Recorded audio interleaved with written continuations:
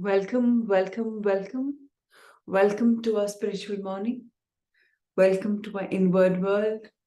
Welcome to a world of traversing how a soul travels.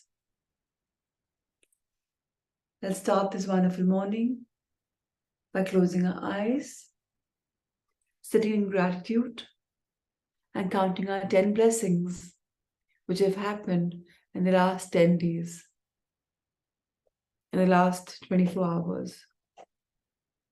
Let's take 100 seconds and come back to each other.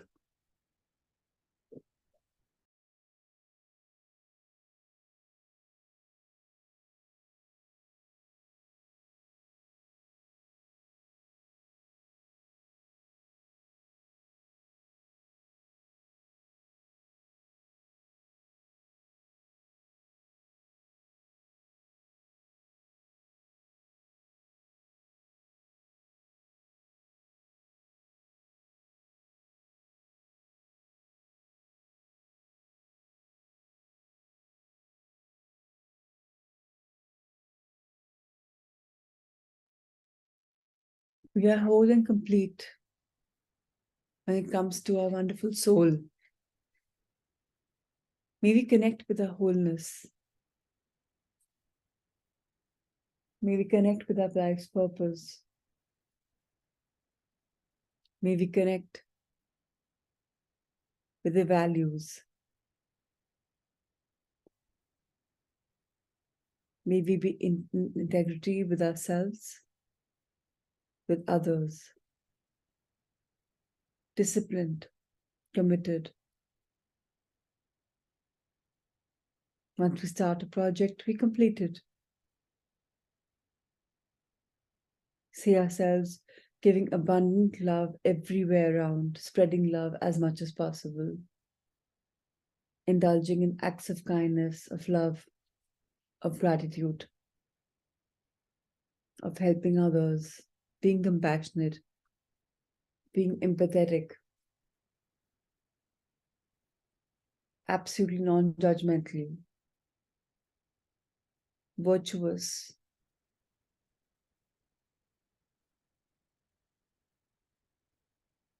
guided by so many things, connected with ourselves and others, and realizing that there is oneness everywhere.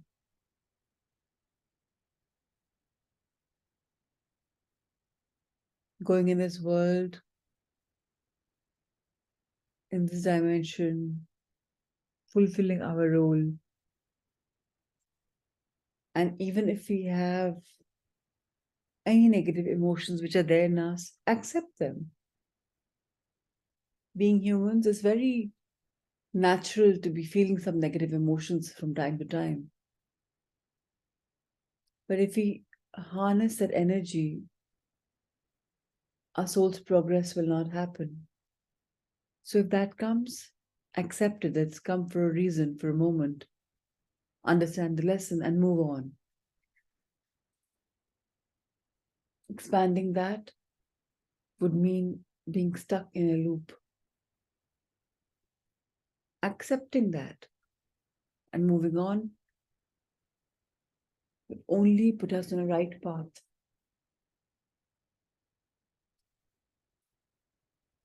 So let's be connected.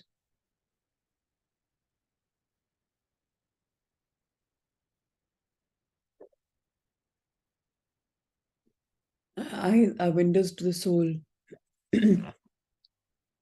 So maybe start seeing the right things around us.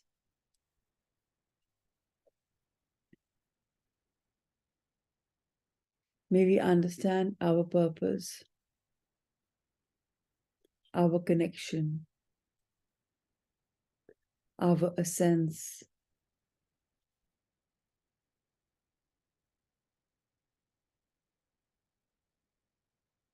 May we all be busy doing something that we really love,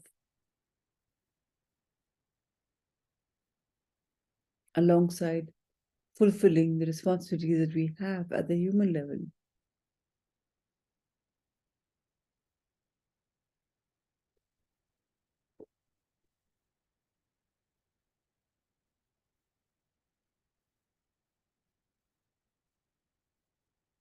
As our eyes are closed,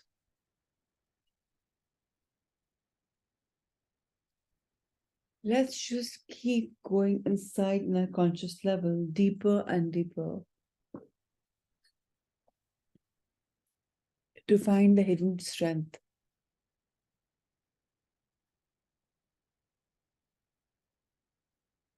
So now, as I count from 1 to 6,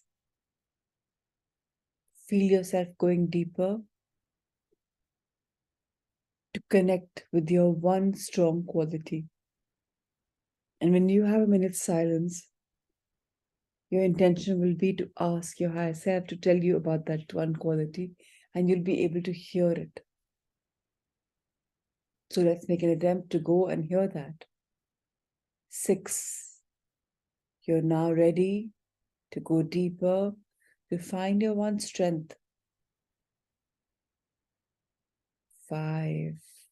You're going deeper and deeper. 4. You've reached the depth of your being.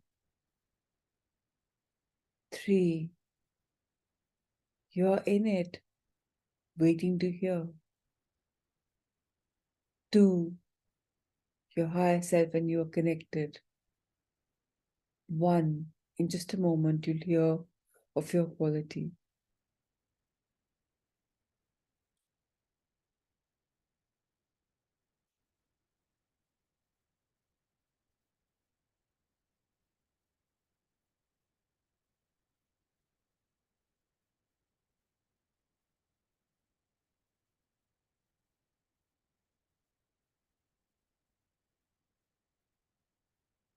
Whatever that quality is, let's expand it.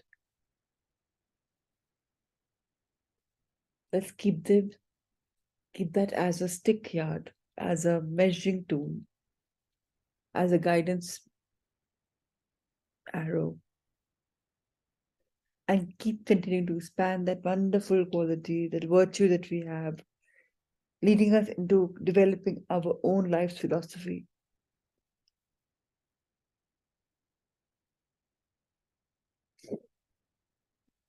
Life is so wonderful, so giving, and we have been gifted this beautiful quality. So let's connect with ourselves, with others, and spread this quality.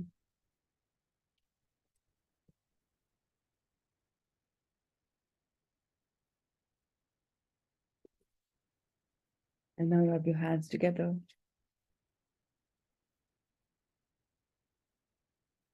And bless the world. May everyone get to know their qualities.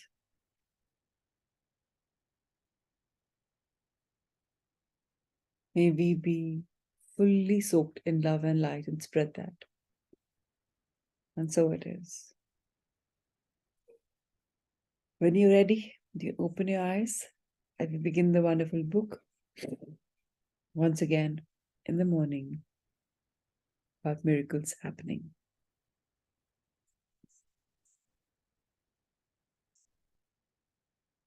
And we read this beautiful story of global karma.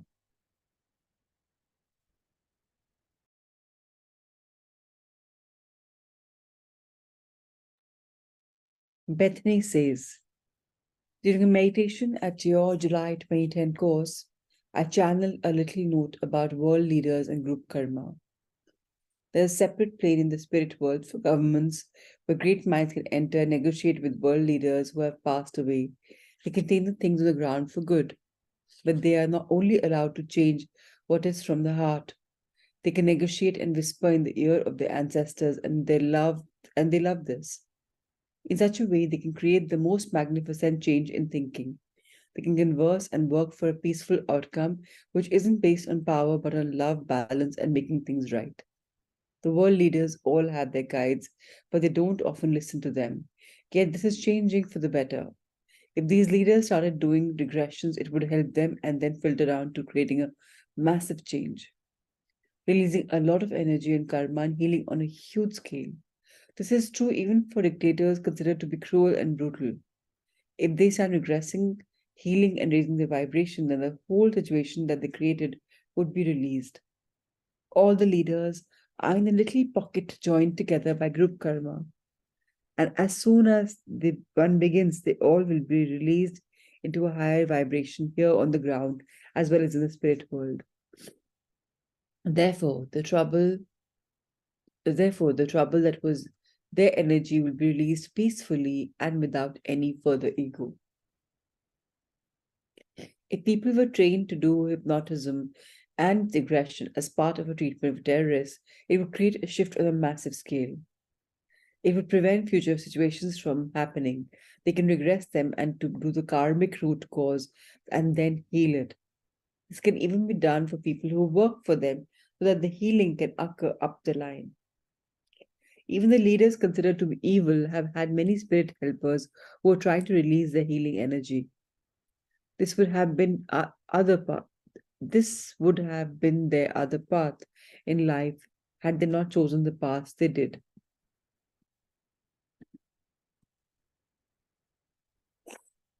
Of course, politicians and world leaders are spiritual beings. We all are. We all have the same spiritual helpers and advisors as they do.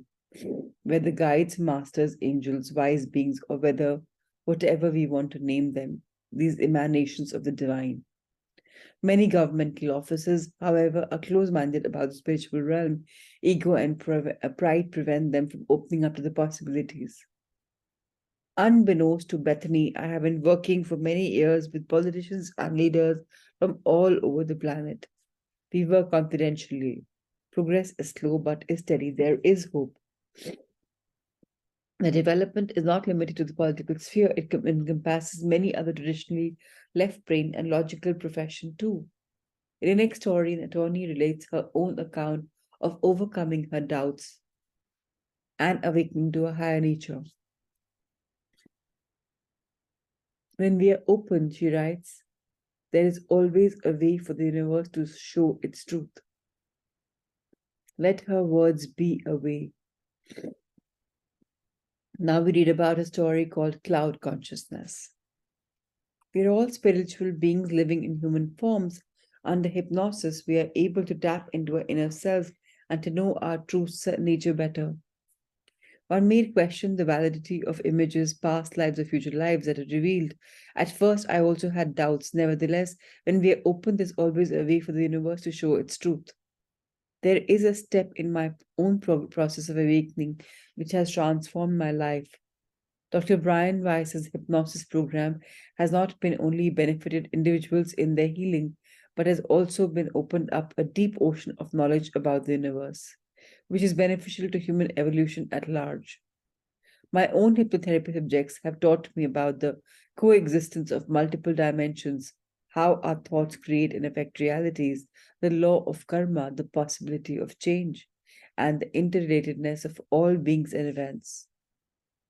As Saint Augustine said, miracles are not contrary to nature, but only contrary to what we know about nature.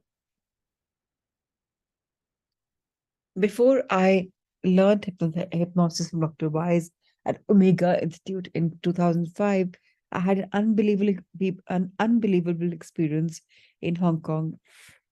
Out of curiosity, I had my first hypnosis session with a psychic called Jacqui, who was recommended by my friend. In April 2005, while I was expecting to experience some past lives, to my surprise, I witnessed and felt myself as part of the clouds with consciousness. I was without any gender, but in a white, transparent form. When Jackie asked who I was, I answered calmly, I am a goddess. She asked me what I was doing and replied, I am flying amongst the mountains, making sure that the plants have sunlight and rain. How do you know all that you're a goddess? I am elevated in the air and I see tiny people from the ground ask for my help. Some are bowing to me, some are simply praying, but I can only motivate other people to see them. I cannot do it directly, for it will scare them. As a lawyer, I've never thought of saying or experiencing something like this, and so my logical mind thought it must have been just a dream. Jackie told me that it was not, but rather that it was an example of Devic consciousness. What is Devic consciousness?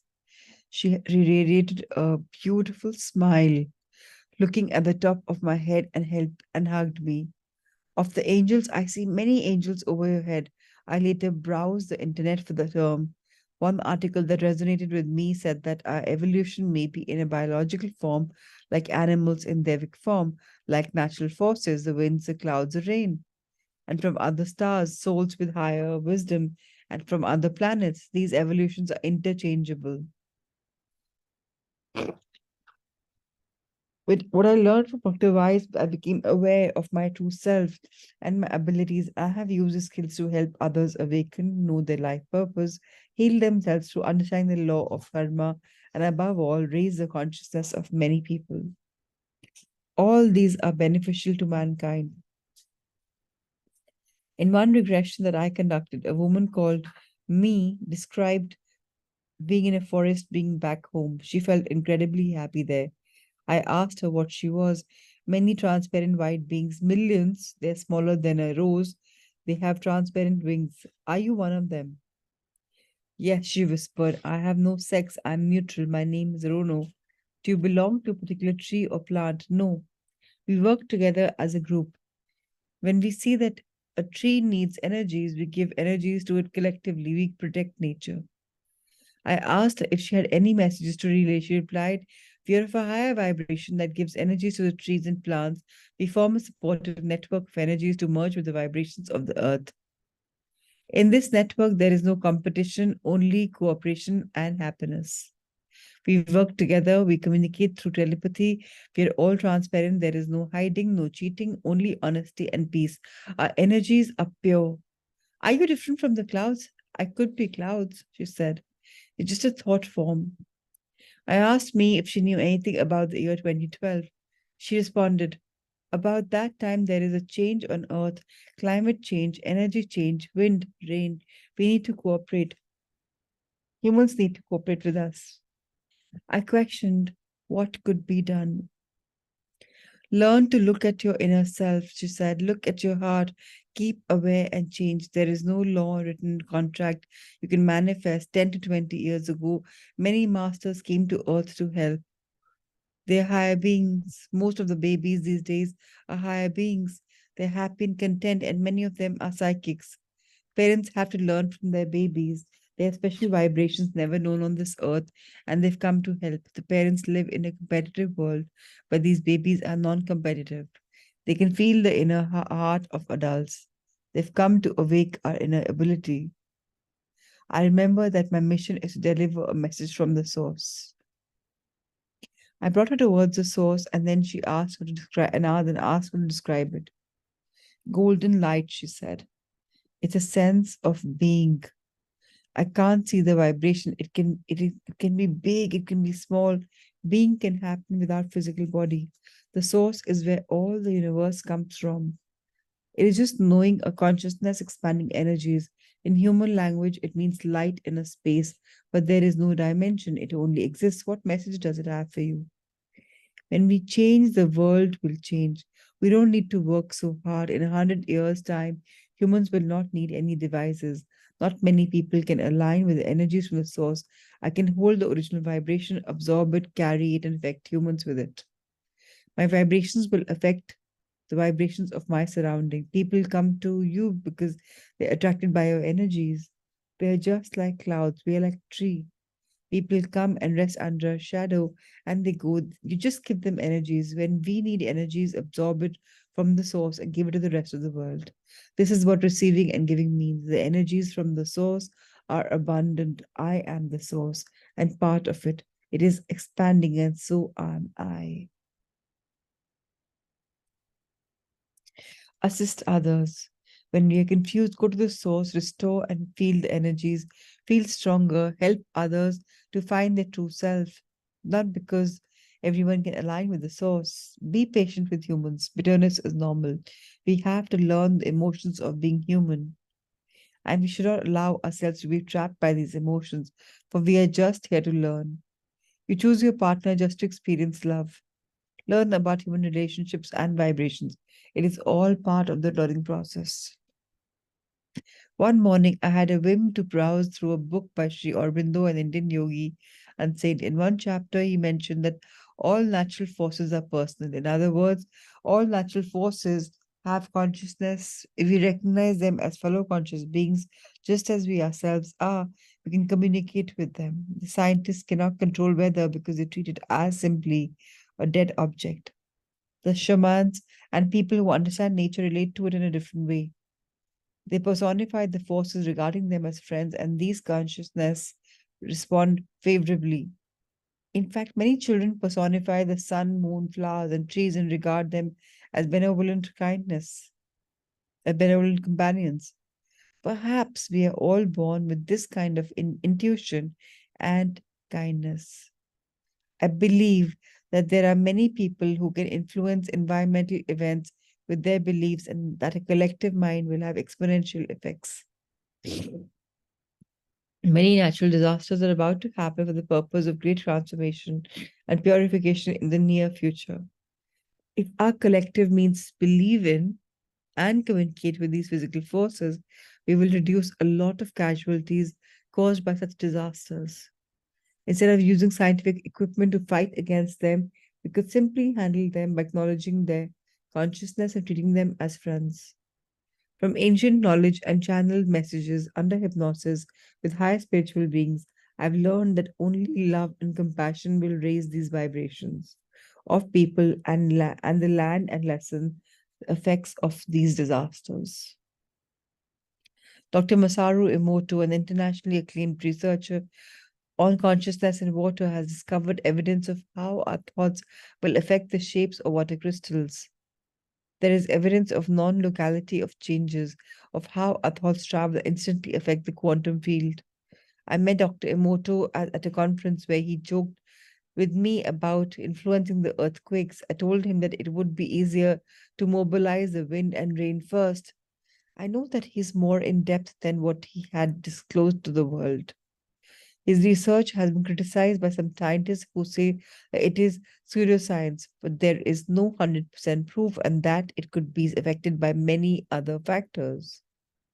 May I ask, when scientists can make certain propositions before doing their controlled experiments, can they conclude that there is 100% proof while ignoring all other factors happening simultaneously in this universe? Perhaps my legal training teaches me otherwise. A lawyer's standard of proof is less than that of scientists. We do not need 100% proof. We only need to prove on a balance of probability or beyond reasonable doubt. An open heart is to accept the existence of certain phenomena without negative criticism is a great help, great leap forward to human evolution, says Ling Kai. Dr. Brian Weiss says, if we are all precipitations from a higher vibrational state, a source energy, then we are all sentient beings and we are all connected. Ling Kai is expressing this concept in her thoughts and words, which are echoed by the astounding revelations of modern physics. We are at our core consciousness, the physicality, some flux of particles and wave. And as we change polarities, some identical flux of particle and wave at the other end of the universe may be experiencing an instantaneous complementary shift of polarity in reaction to our change. We inhabit an amazing cosmos where miracles occur constantly just beyond our own everyday minds. The concept of religions and spirituality can coincide, but they're not synonymous. Religion can indeed pave the way for great acts of love, charity, and compassion, or it can be used as an excuse for separation, violence, and cruelty. At the heart of the religions, however, is love. The next few stories demonstrate how religion can be the avenue for greater spiritual wisdom. And the first story for this under the section is The Day of Atonement by Donna West. One of my favorite experiences was on Yom Kippur about 10 years ago. I'm not Jewish, but I find this to be one of the most meaningful religious holidays. I envisioned myself standing on a stage On the large auditorium facing those empty seats, I began to pray that all that whom I had injured or wronged at any time in my existence would please come to the auditorium and take a seat. I wanted an opportunity to express my deepest remorse to them all. Instantly, the seats began to fill up until the auditorium was about three-quarters full. I was astonished and ashamed to see so many people there.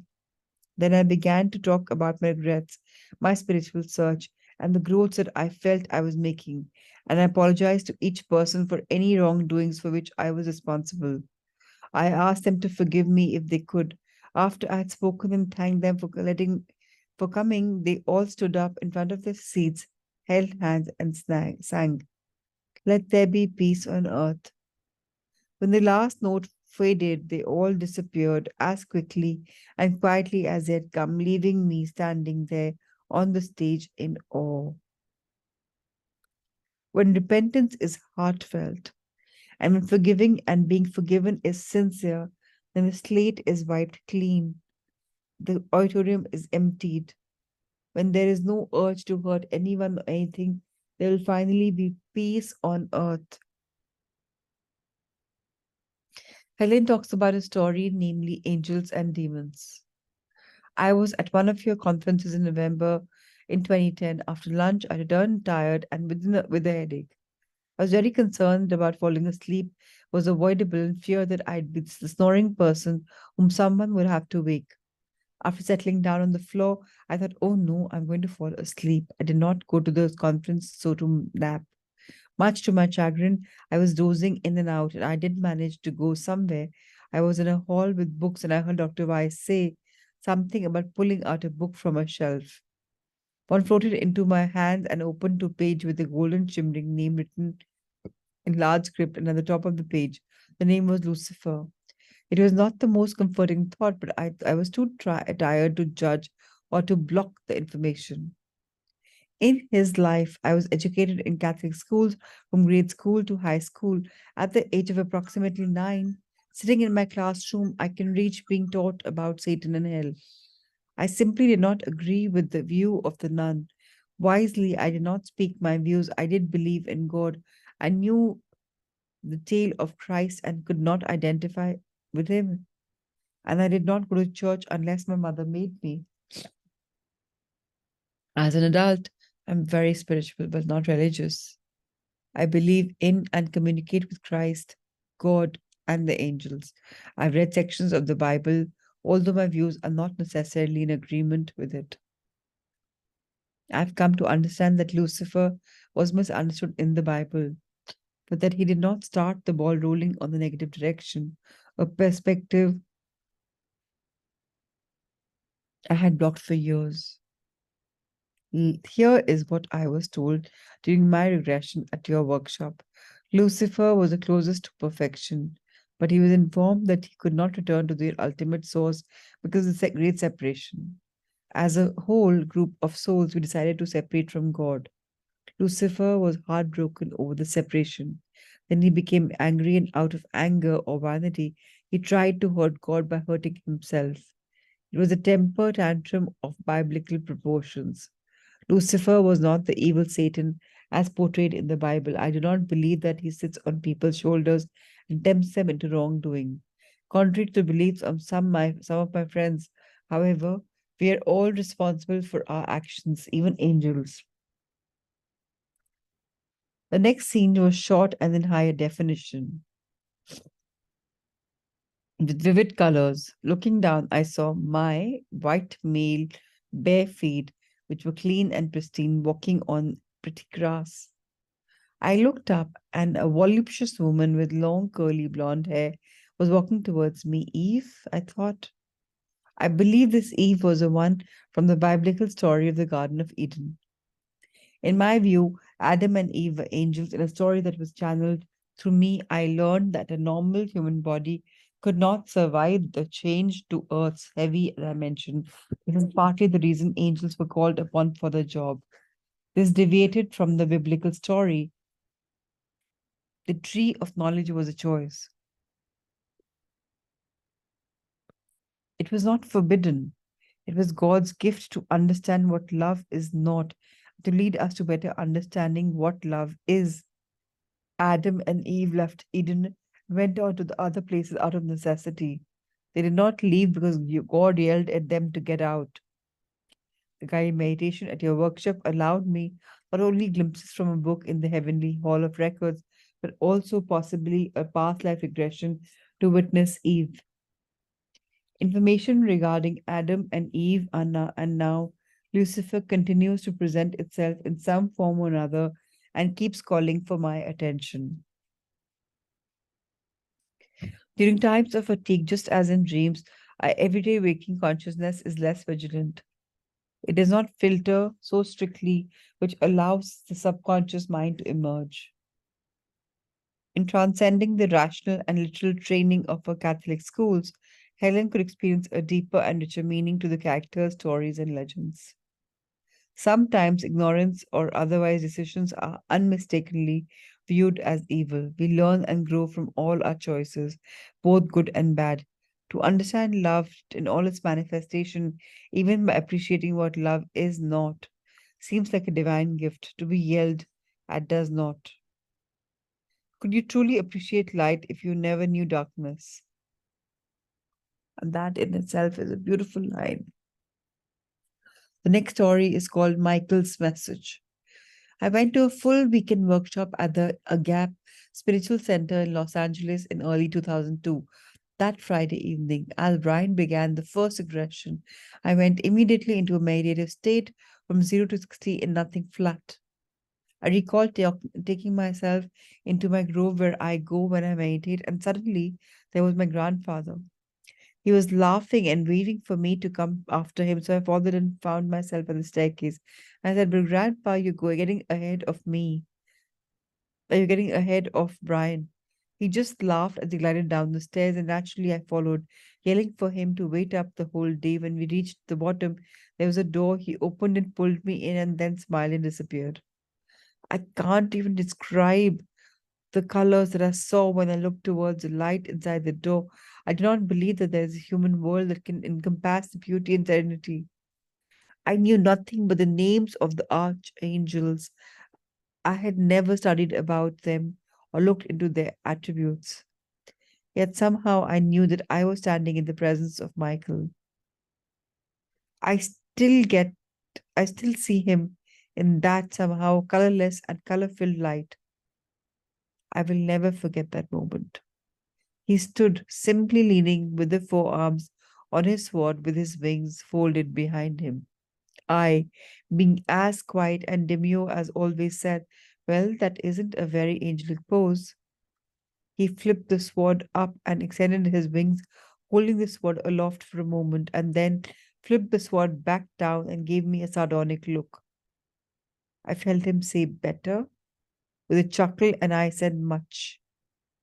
I have no idea how much time passed before I heard Brian say, "Look at what is around you." "Shouldn't you be showing me something?" I asked Michael, and I received an amused look as he pulled one wing in to show me myself in a glade in the woods, surrounded by animals, happy and alone as I took care of them. Then the wing moved back out, and once again all I saw was Michael. I heard Brian telling us all to go to the end of that life. Well, I said to Michael, once again a wing moved, and I saw myself as an old woman with a walking stick, making my way into a city in other ancient Rome or Greece. I knew I was dying, and all I wanted was to reach the temple. When I did, I sighed, sat down on the marble steps, and died. It was so peaceful, no pain. I just needed to be at the temple when I died, and so I was content. I asked Michael if there was something I needed to know, and inside my mind I heard, "You're protected when you need to be." I then heard Brian counting upward from 1 to 10 to bring us out of the trance. I came out of the regression, and I have never felt what I did at the moment. I have never felt before. I have never before nor since experienced that kind of peace, says Faith Suzanne. Dr. Weiss says, in my view, Michael's sword, which represents wisdom, cuts through and ends ignorance and fear. Without fear, we are able to embrace our spiritual nature, letting go of ego, pride, jealousy. Without fear, we can love freely and practice compassion at all times. We will not be hurt. We do not have to suffer. Faith's grandfather was a transitional, loving, and familiar being who led her to a higher state of awareness. Michael met her in the light just beyond the door.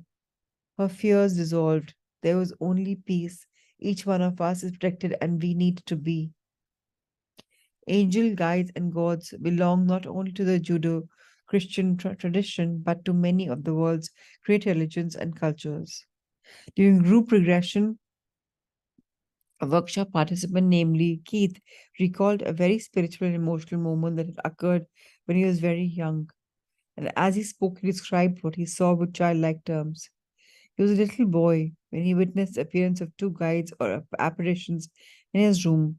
One was an old Chinese man with a long white beard, and the other was kind of angelic figure.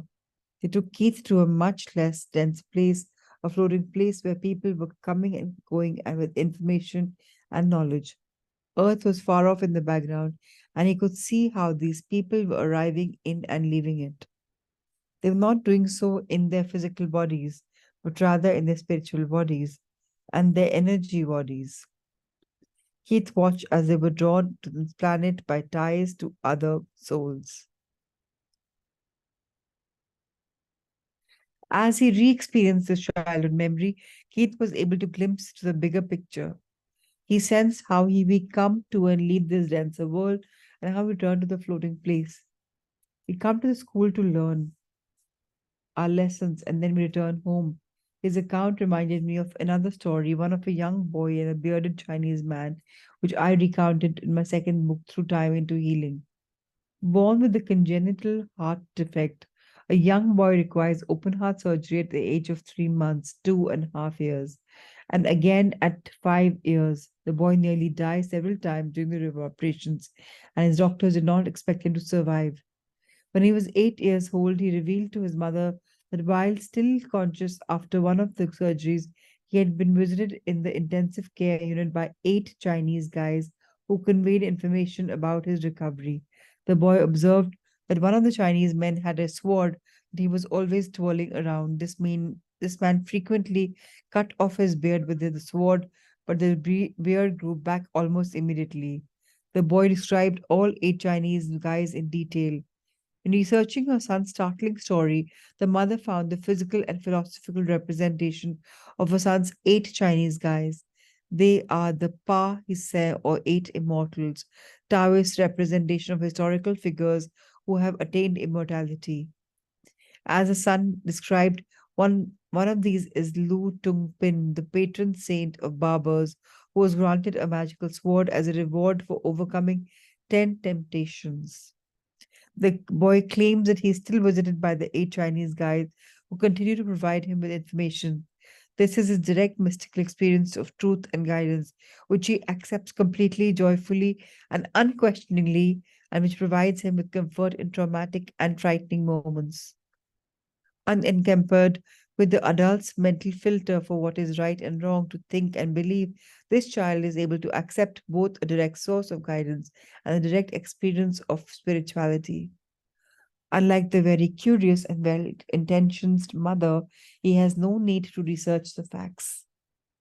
Another spiritual figure regarded by the Taoists as an immortal is Guanyin or Guanyin, who was also venerated by Buddhists as the embodiment of mercy,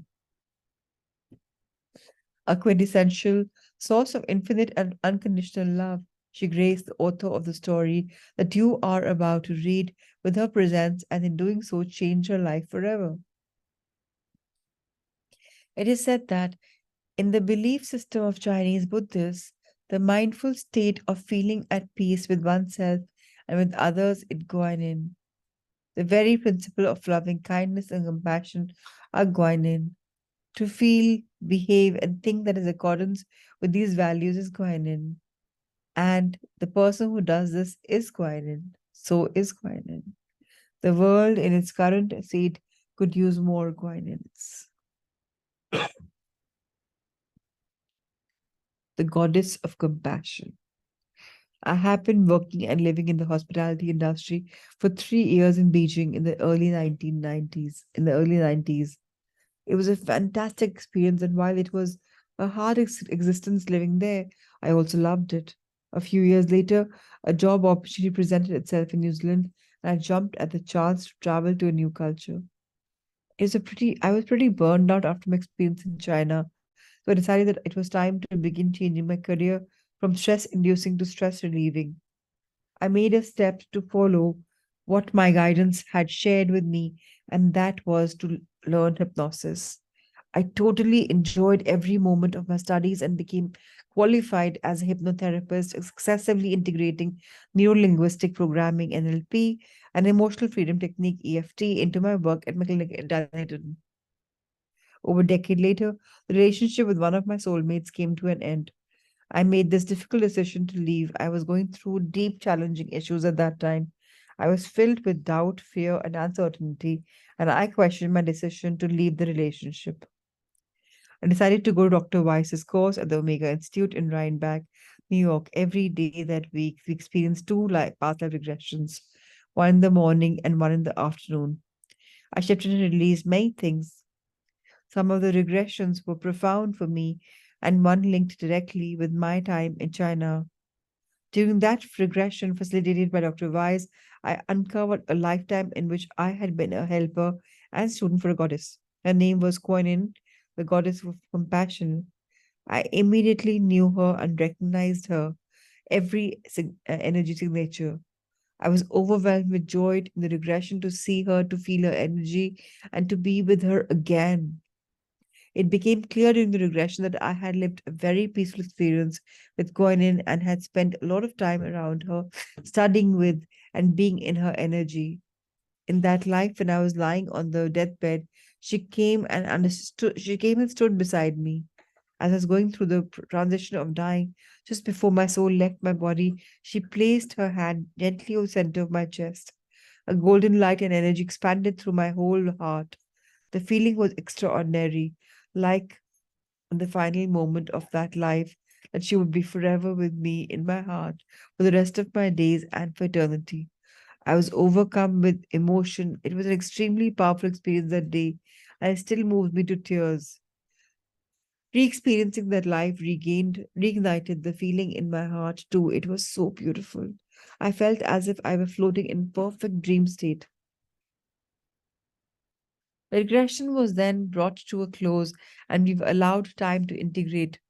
The understanding that I gained after it were incredible. I felt I had been searching for the same deep companionship, friendship, understanding, gentleness, and peace my whole life. It was not a dream. I already had experienced it in that existence, and now I had proof that this kind of relationship was possible in my present life too.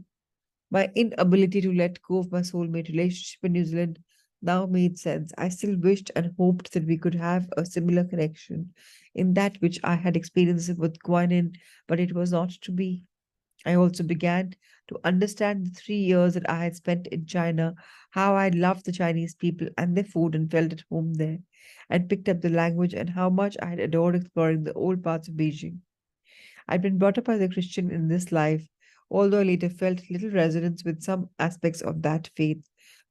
But I had images and statues of Guanyin everywhere.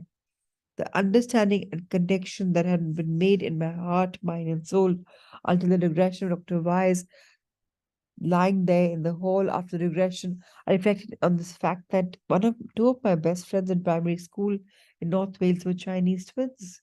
It all made sense, as did my deep connection with the goddess Guanyin. I understood why I had been totally drawn to the goddess. She had vowed to remain on this planet and not ascend until all beings on earth experience compassion in their heart. This was her mission. My work in this life involved the combination of EFT, NLP, hypnosis, and other spiritual tools. I instinctively knew very early on when working with clients and then for deeper healing to occur at a profound soul level there, to be compassionate and forgiveness, not only of others but also of self. So many threads began to come together in my mind in an extraordinary way that day. This experience about shone a new humbling light on the tapestry of my work, life, and experience and existence. What is also interesting is that I am back in China again. I am currently writing and this while visiting Shanghai. I visit twice yearly teaching AFT and other spiritual techniques. I'm about to embark on a new journey, developing and learning courses, teaching courses for that will incorporate a number of spiritual techniques, including of course past life regressions. I feel strongly that I am being guided by Kuan Yin, and I know is with me now, always and forever. I'm grateful that your skill and tools have exposed this link with me, with my ancient China, the goddess Kuan Yin, my journey, and my work. This is Michelle Hardwick. Dr. Y says Kuan Yin has many names and manifestations. As a bodhisattva of compassion, she exists in every culture and religion, helping us through our pain and suffering in the physical dimension until we will reach a state of deep peace, unconditional love, and enlightenment. At that point, our incarnations can end and we may choose to stay in the spiritual realms. If Michelle felt Kuan Yin speak, we would be able to fully comprehend that beautiful promise. I will be with you always in the end of time. This is the same promise Michelle heard she would be forever with me in my heart for the rest of my life and my days in fraternity. Love is forever and surrounds us at all times. Like Michelle, I've had my own past life connection to China. On a trip there several years ago, I was meditating early one morning with monks in the Wu Tai mountain area, deep within the country. During the meditation, I had an image of myself as a general of some sort, a leader of people. The memory seemed to be several thousand years ago. I was sitting on a white horse up on a hill overlooking a vast field. From this elevated vantage point, I could look down at the valley below and see all my people, the people that I had entrusted to protect and take care of, that I was entrusted to protect and take care of, to safeguard. My heart was so filled with love and compassion for them. I felt specially blessed to have such a position of responsibility and privilege, and I wanted every single being in that vista to feel the way that I did, to have a heart overflowing with kindness, caring, and protectiveness, and the sense that we all were linked together. I could see myself sitting in the horse, wearing a kind of primitive armor with a breastplate made of horizontal bars of bamboo wood. I remember feeling that the horse was meaningful too, and that he and I were also connected. At that moment, I vowed to bring the sense of deep and compassionate love that so filled my heart to all the beings in this entire area and beyond. That became my goal. It's a vow that I continue to make on a daily basis, one from which this book, as well as my other work, is born. In some of my regression or meditations, I will have more glimpses of past lives, while at other times it is more like a movie in which events progress from past to present to future. But in this one glimpse, what for I did, I did not see the whole lifetime. The feeling state was far more significant than any details. What was important was to take that vow, to wish all that the other beings in that entire land could feel the same way, and to know that I would do everything in my power to bring that about. I had this experience and wrote this account before even hearing Michelle's story. Yet how alike they are. Michelle wrote of Kuan Yin she had vowed to remain on this planet and not ascend until all beings on earth experience compassion in their heart. This was her mission. That had been my mission as well. Perhaps at that long ago moment on the hilltop as I looked over my people, Kuan Yin had placed her loving hands on my own heart, just as she done with Michelle. As I mentioned above, some regressions are powerful, not for the concrete details they provide, but for deeply transcendent emotions generate. Your subconscious mind knows where it must go for healing, and you can trust it to lead to the experience that you most need. When this happened to Nathaniel, the author of the next story, his life did not merely transform, it began. And here we begin the story, namely the nature of love. I will never be the same after seeing you at your San Francisco workshop. Not long ago, I was given a diagnosis of terminal emphysema and congestive heart failure. My life, needless to say, is filled with constant physical pain. I came to your event expecting to uncover a past life, but much to my surprise, I did not go to one. Nor did I go to my childhood, but as you had instructed us. Instead, I found myself leaving my body behind, floating above into the universe that was filled with infinite beauty and love. I can only describe it as a wonderfully deathless near-death experience. It was the first peace I had known since my diagnosis, and its memories carries me through the difficult days that lie ahead. There is no death. I know this because I went there to this place of unconditional love, and I came back to tell its story. The veil that separates us from being constantly aware of His love was parted for me that day. There is never any reason for anything to fear. There's only love, a love that is indiscriminate and absolutely universal. Contrary to what I had always believed, no judgment awaited me. Love does not know how to judge. It embraces without any limits or conditions. We are judged by people all day long, but never by God, whom I believe to be the source of this love. My pain was gone. Love can heal also. I had not had a painless moment in recent memory. The relief that I experienced during the regression defies description. Do you know what hate feels like?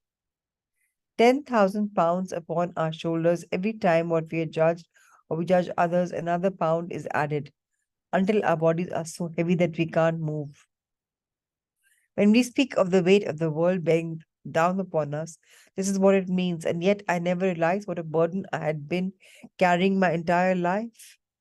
I had become used to it. That day at the workshop, it disappeared. I soared without meaning to. There was simply nothing to hold me down.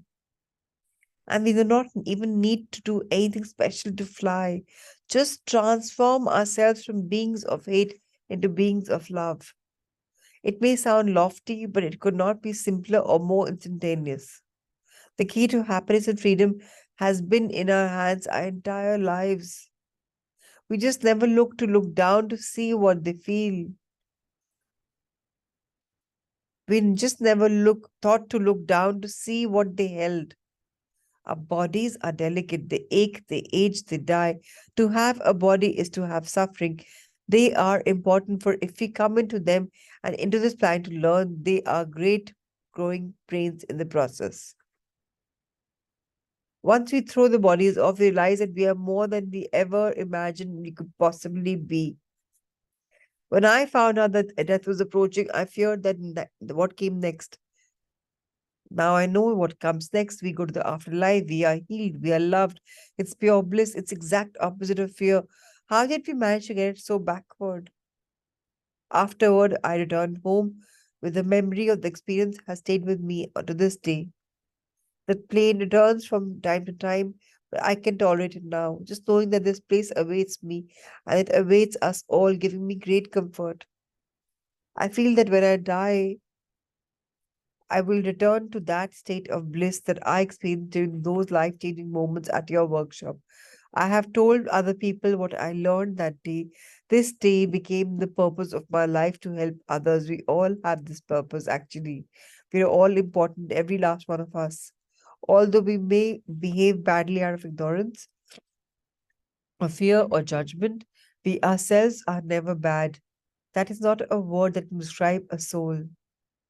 If for just a few moments everybody could feel that love that I felt, there would be no more war, no more violence. Why would anyone want to hurt a soul? I know all these things now, and although the end of my life may be approaching, it is in a sense just starting. I am at peace, says Nathaniel Peterson. Love does not know how to judge. Nathaniel states it embraces without any limits or conditions. We know this innately, but we keep forgetting, and we suffer because we forget. We have been taught metaphors to help us remember.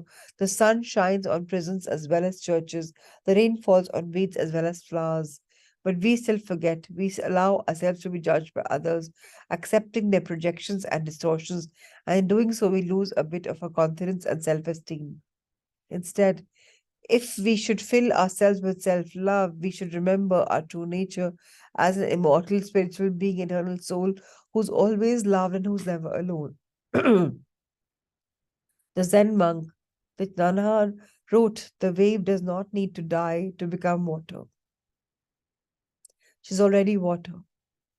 Nor do we need to die to become the spiritual being that we already are." Nathaniel has lost his fear of death. He has glimpsed the other side of the veil and found it on the pure love. He can fulfill his purpose and squarely face his prognosis. Death is not a mystery to him. Our lives always hold a deep meaning and a profound purpose. Although the end of life may be approaching, says Nathaniel, it is in a sense just starting. The outlook that has resulted from the workshop experience has given him a new life, one that, even if has indeed nearing its end, is so much more peaceful and satisfying. But what if what we always thought of as the end is actually just the beginning? Jade, in the final story of this book, depicts this glorious possibility. And we read about Jade tomorrow. Today is all about realizing the lessons that we have learned. So let's close our eyes and relate ourselves to what we have learned today. We all are globally connected, dimensionally connected. We all have a spirit guides that we don't listen to as time that we tune into them for changing for the better. Our vibrations are always higher when we are the right company and lower when we are in the lower company. We all need to let go of all the negative emotions as much as possible by draining them out, by accepting them first. By criticizing them, we are enhancing them.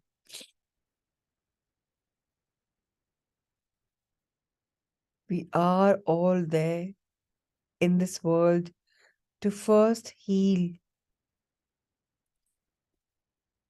to release our karma, to enjoy the healing light, to elevate ourselves to higher Devic consciousness.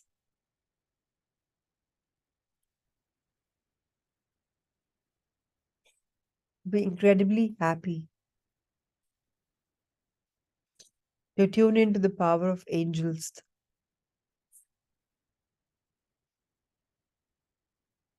to become aware and change, to manifest love, joy, and happiness, to tune into the vibration of the little ones who are absolutely crystal and pure, to enjoy the golden light, to be in the sense of being truly there.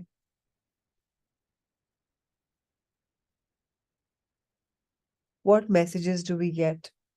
To tune into them, to understand that when we change, the world will change. We don't need to work very hard, just work and operate out of love and light.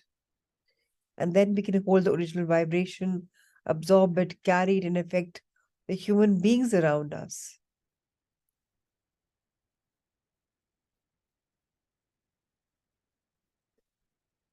To understand that all natural forces are personal,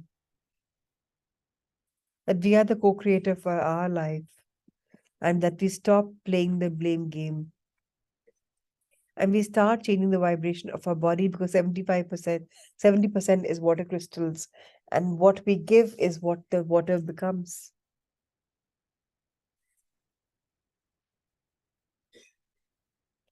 That we are all precipitations from a higher vibrational state. that we all sentient beings here and we are all interconnected.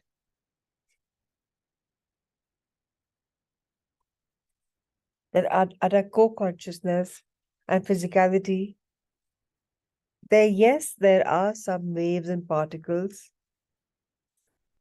And yes, we do change polarities. But if we start enjoying the shift in our being, then we can shift the being in the worlds.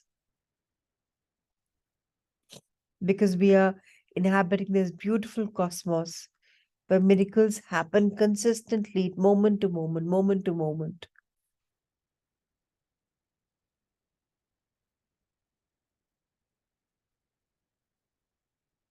That we should ask for forgiveness. जाने अनजाने कुछ भी हुआ हो क्षमा याचना.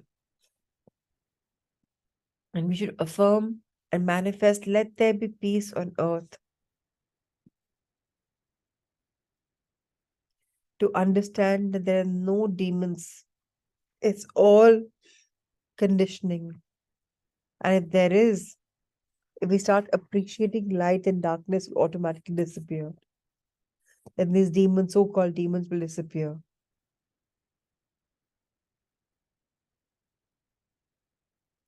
That we all have come here for a purpose. We are protected whenever required. And we are always surrounded by angel guardians, spirit guides, and gods.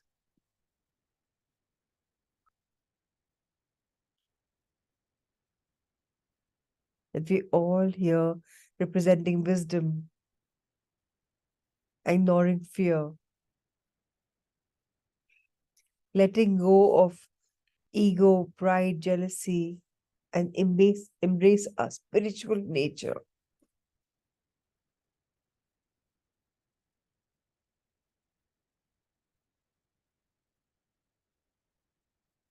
That we are all the embodiment of love and light, of loving kindness, of compassion.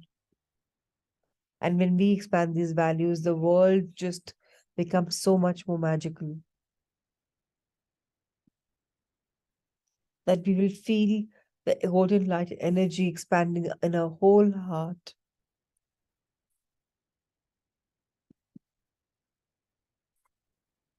That our basic nature is nature of love.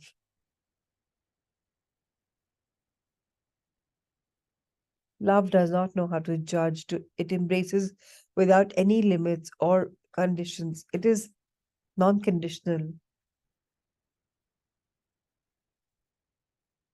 We may have been gripped with this dis-ease of being judgmental, and let's drop that.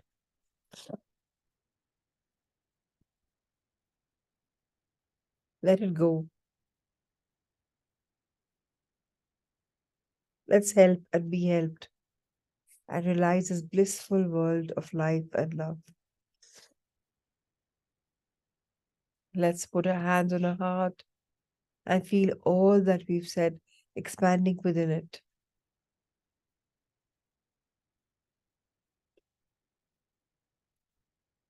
Life is so magical, so blessed. Let's soak in the magic, soak in the blessings, and bless the world. Let's put our hands out and bless the world with the magics and miracles, healing, loving kindness, compassion, empathy, with everything, all virtues that are part of us. As within, so without. Lots of love and light. I shall see you tomorrow morning at 6 o'clock yet again. Thank you, thank you, thank you so much.